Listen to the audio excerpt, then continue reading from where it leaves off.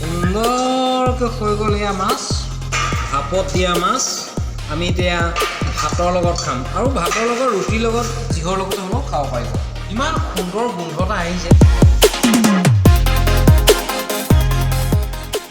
নমস্কাৰ বন্ধুসকল, আজি এটা নতুন ৰেচিপি আপোনালোকলৈ লৈ আহিছোঁ। এইটো হ'ল কলিকতাৰ ষ্টাইলত বনোৱা ভাপৰ মাছ। খাই বৰ টেষ্টি লাগে। তাৰ বাবে মই ল'লোঁ আপোনাৰ এয়া চব বগা সৰিয়হ। এইখিনি অলপ তিয়াই থোৱা আছিলে পানীত, কোমল কৰি ল'ব, তেতিয়া পটাপট গুড়ি হৈ যায়। এইটো বগা সৰিয়হ আৰু ইয়াৰ লগতে মই দি দিছোঁ কেইফুটামান ৰচুন। আৰু তাৰ বাবে মই ল'লোঁ এয়া মাছ, দুটুকুৰা নেমু, এইখিনি বিলাহী কাটা আছে, এইখিনি পিঁয়াজ, এইকেইটা হ'ল কেঁচা জলকীয়া ফালি থোৱা আছে আৰু এইখিনি হালধি অনুমান অনুসৰি দিব, বৰ বেছি দিলে তিতা তিতা লাগে। এতিয়া মই মিক্সিটো মাৰি এইখিনি গুড়ি কৰি লওঁ।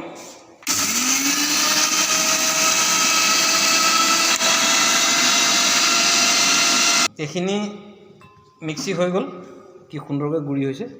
এইখিনি এতিয়া মই বাতি এটাত এক্সট্ৰাকৈ নমাই লৈছোঁ। অলপ হালধি দিছোঁ, এটা জোখত হালধি দিব। এইটো নিমখ, মাছটো এনেকৈ মাখি দিব। এনেকুৱা এটা বাতি ল'ব, টিফিন বাতি টাইপত, তাতে এখন কলপাত দি ল'ব লাগে।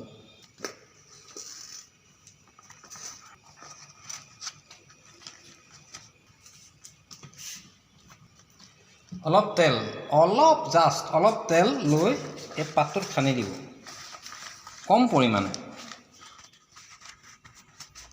এতিয়া মাছবিলাক ইয়াত দি দিব,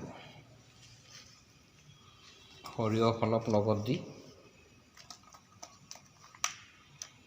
ইয়াত দিও সানিব পাৰে।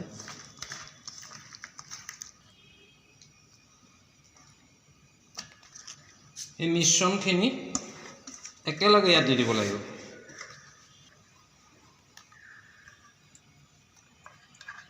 ইয়াত পানী দিব নালাগে, পানী নিদিব। এইখিনি বিলাহী, কটা বিলাহী ইয়াত দি দিব। এইখিনি হ'ল পিঁয়াজ, ইয়াত কেঁচা জলকীয়া এইকেইটা, অকণমান জ্বলা জ্বলা হ'লে খাই ভাল লাগে।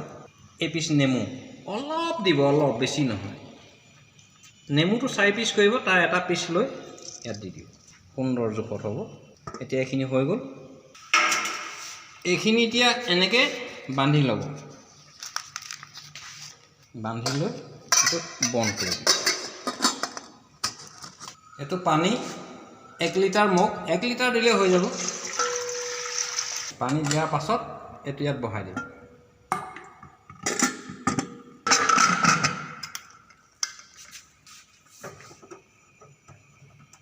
ছটা 7টা চিটি মৰাৰ পাছত হৈ যাব।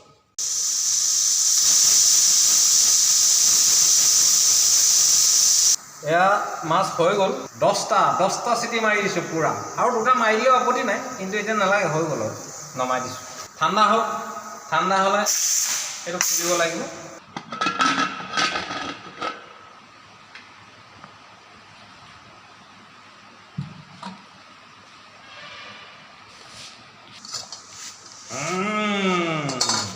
কি সুন্দৰ গোন্ধাইছে।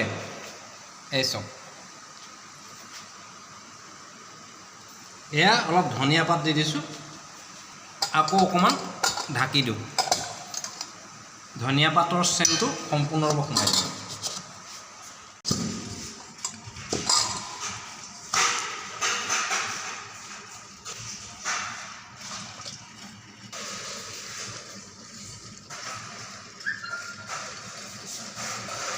সুন্দৰকৈ হৈ গ'ল এয়া মাছ, ভাপত দিয়া মাছ।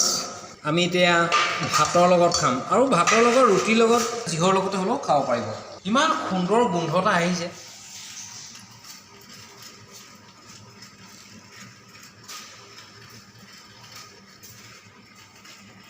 আজি খাই বহুত সোৱাদ লাগিব খাই। এতিয়া আমি খাম। হা দিয়া, মই ৰ'বলৈ নাই, খাই দিছোঁ। গৰম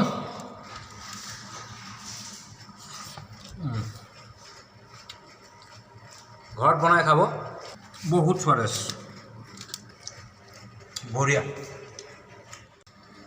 ভিডিঅ'টো চাই কেনেকুৱা লাগিলে জনাব মই কিন্তু খুব টেষ্টি পাইছোঁ খাই আপোনালোকৰ ঘৰত বনাই খাব আৰু চেনেলটো ছাবস্ক্ৰাইব কৰি থ'ব প্ৰথম ভিডিঅ'টো আপোনালোকে পাব যিজনে চেনেলটো ছাবস্ক্ৰাইব কৰি থ'ব ধন্যবাদ আজিলৈ ইমানেই